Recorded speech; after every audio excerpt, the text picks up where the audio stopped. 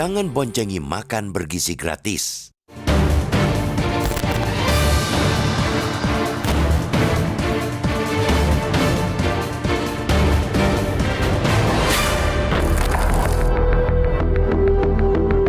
Sebuah program kebijakan pemerintah yang diklaim bagus, seyogianya juga dapat dieksekusi dengan bagus. Artinya, segala sesuatu yang berkaitan dengan pelaksanaan program tersebut mesti diawali dengan proses persiapan yang kuat, pun harus dikawal dengan sistem pengawasan yang rigid. Tanpa persiapan dan sistem pengawasan yang memadai, program itu mungkin hanya akan terlihat bagus di atas kertas. Kehebatannya berhenti sebatas narasi, tapi kemudian meluruh ketika tahap implementasi di lapangan.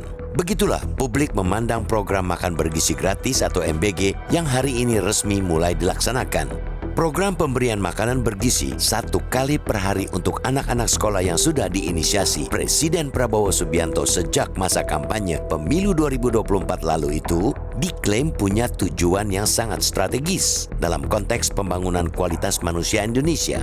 Presiden begitu juga para pembantunya di Kabinet Merah Putih berkali-kali menyampaikan bahwa MBG merupakan langkah signifikan dalam rangka mewujudkan sumber daya manusia Indonesia yang unggul. Ada 3 sasaran mendasar yang ingin dicapai program MBG, yaitu mencukupi gizi dan mencerdaskan anak, mencegah gangguan pertumbuhan dan perkembangan anak atau stunting, dan memberdayakan UMKM dan ekonomi daerah. Tentu tidak ada yang menyaksikan bagaimana pentingnya program ini dalam kaitan dengan pemenuhan mimpi bangsa ini menggapai Indonesia Emas 2025. Kualitas tinggi yang akan didapat anak-anak hari ini dan 5 tahun mendatang dengan berjalannya program MBG tentu akan menjadi modal amat berharga untuk meraih era keemasan itu. Akan tetapi, sekali lagi, ujiannya ada di eksekusi atau implementasi programnya. Apakah program ini bakal efektif dan memberikan dampak dan manfaat yang hebat seperti yang diyakini pemerintah atau sekadar untuk menuntaskan janji kampanye tanpa akuntabilitas yang sulit dipertanggungjawabkan, itu semua akan teruji di lapangan.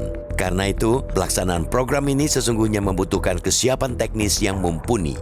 Yang termasuk dalam kesiapan teknis itu antara lain regulasi dan petunjuk pelaksanaan yang detail serta transparansi dalam penentuan mitra kerjasama penyiapan makanan-makanan bergizi tersebut, terutama di daerah-daerah. Selain itu, yang tidak kalah penting ialah perlunya sistem pengawasan yang ketat mengingat program ini melibatkan dana anggaran yang sangat besar. Untuk tahun ini saja, pemerintah telah mengalokasikan anggaran dalam APBN 2025 sebesar 71 triliun rupiah untuk program MBG. Hingga 5 tahun ke depan, ketika program ini betul-betul mampu menyentuh 80 juta orang seperti yang ditargetkan, pemerintah menyebut butuh dana sedikitnya 400 triliun rupiah. Negeri ini sudah kenyang pengalaman dengan penyalahgunaan anggaran program. Kerap terjadi di Republik ini. Uang negara yang seharusnya dipakai untuk menjalankan program yang berhubungan langsung dengan masyarakat malah jadi bancakan oleh segelintir orang dengan syahwat korupsi yang besar. Harus jujur kita katakan bahwa potensi tersebut juga mengintai pelaksanaan program MBG.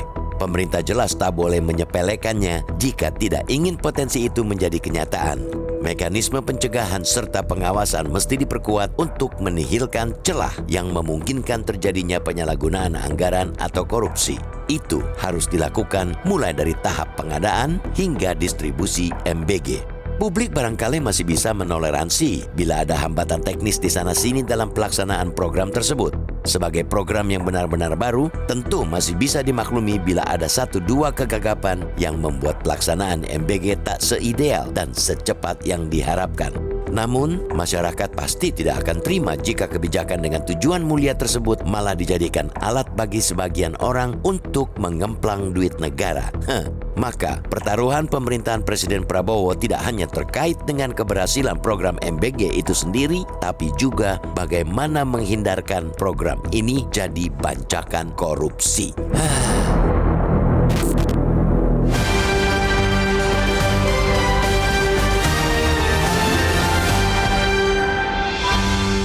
Jelajahi cara baru mendapatkan informasi. Download Metro TV Extend sekarang.